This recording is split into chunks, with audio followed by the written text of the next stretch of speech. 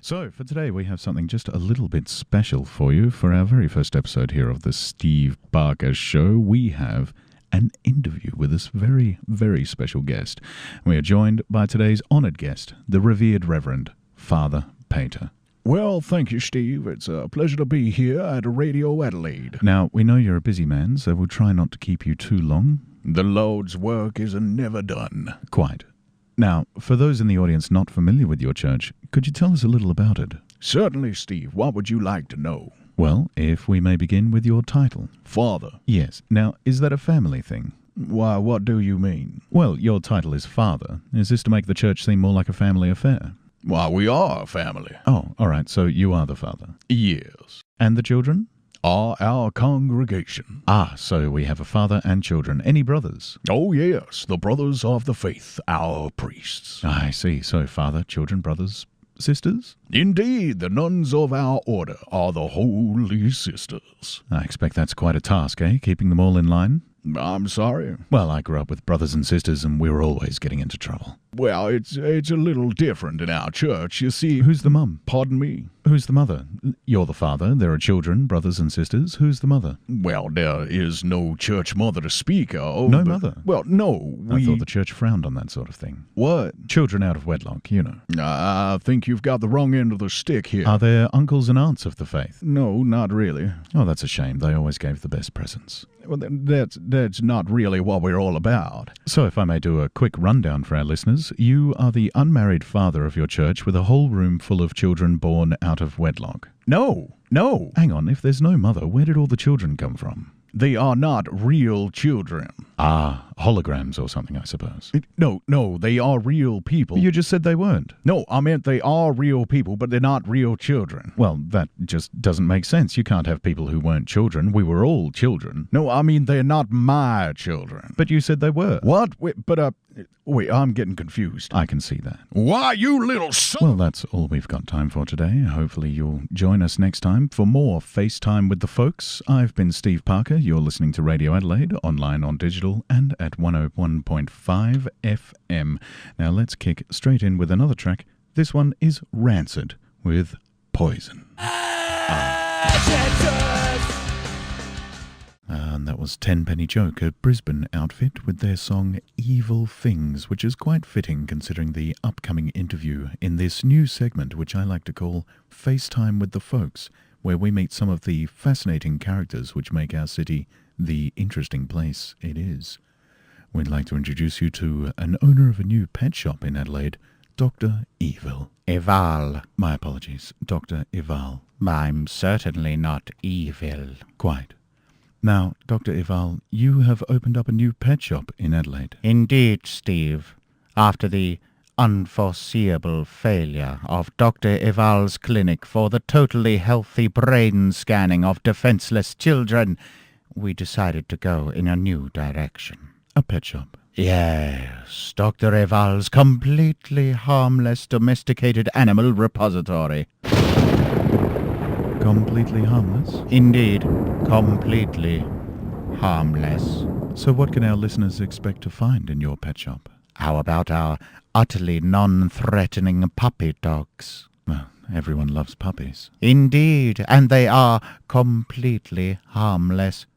Certainly not trained to attack the nearest human as soon as they receive a secret signal from a deeply implanted brain control chip, whatever our competitors might say. I see. Yes, or perhaps kittens are more your style. Ah, yes, little bundles of fluffy fun. Exactly, and in no way packed with explosives. I'm beginning to see a pattern here. Verily, completely harmless pets at very reasonable prices. That's not quite what I was referring to. And ho, look, Steve, what have we here but a gift for Radio Adelaide? Oh, really? Yes, one of our completely harmless pets for your very own studio. Well, let's see what's inside. Oh, it's a hamster. Yes, a cute little hamster. What fun to watch its little nose as it snuffles around the desk. What's the aerial for? What aerial? This one here. That's not an aerial. It certainly looks like one. That's its tail. A metal tail. Yes. I'm not sure. Open up in the name of the law. We know you're in there, Dr. Evil. It's Eval. What's going on? Nothing to worry about. A minor inconvenience. We are coming in. Is there a back way out of here? Not really. It's a studio. Then I have no choice. Miffles? Plan B. Cover my escape. No! Help! Get away! Call in an airstrike! Well, that's all we have time for today. I hope you'll come back next time for more FaceTime with the folks on Radio Adelaide, online, on digital, and at 101.5 FM.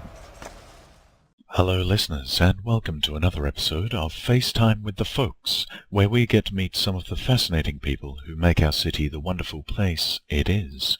I'm Steve Parker, and today we are meeting up with a gentleman of the old school, literally, corporal punishment. I'm sorry? Kindness. It's Corporal Kindness now. Really? Yeah, I had to change my name in the mid-'80s when political correctness made my former name incompatible with my chosen field. Education. Yes, sir.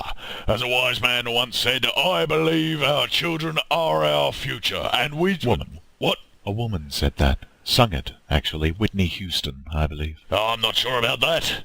It doesn't sound like something a woman would say. Well, we have a computer right here. I can look it up easily. It's not important who said it. It's the words. I believe them to the very core of my being. The children are our future. Yes. Education starts at birth and continues right up until they join the army. They don't all join the army, though, do they? All the good ones do. Ah.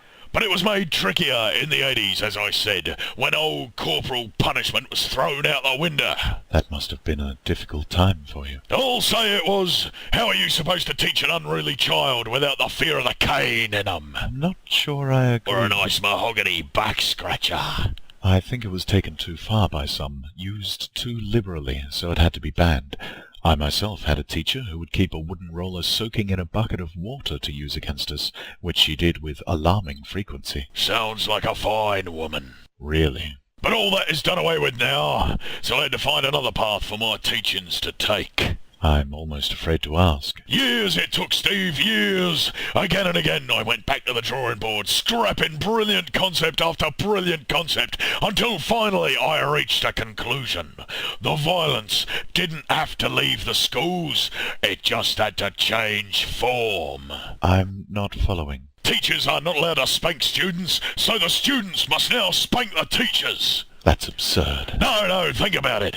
The teachers will have to be back on the ball like they were when students paid their wages, and the students will in turn learn life's most important lessons. Like what? Mob mentality, the value of good, strong boots, and, of course, that there's no problem in life which can't be solved with grievous bodily harm.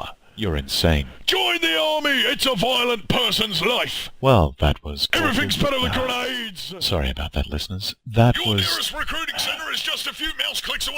Security. I know about the internet! I'm down with the kids! Now, get off me, you mongrels! That What do you was think you're Corporal doing? Kindness, here to talk to us about army recruiting, thinly veiled as education standards. I've been Steve Parker, and we'll bring you more from Radio Adelaide, online, on digital radio, and at 101.5 FM after these messages.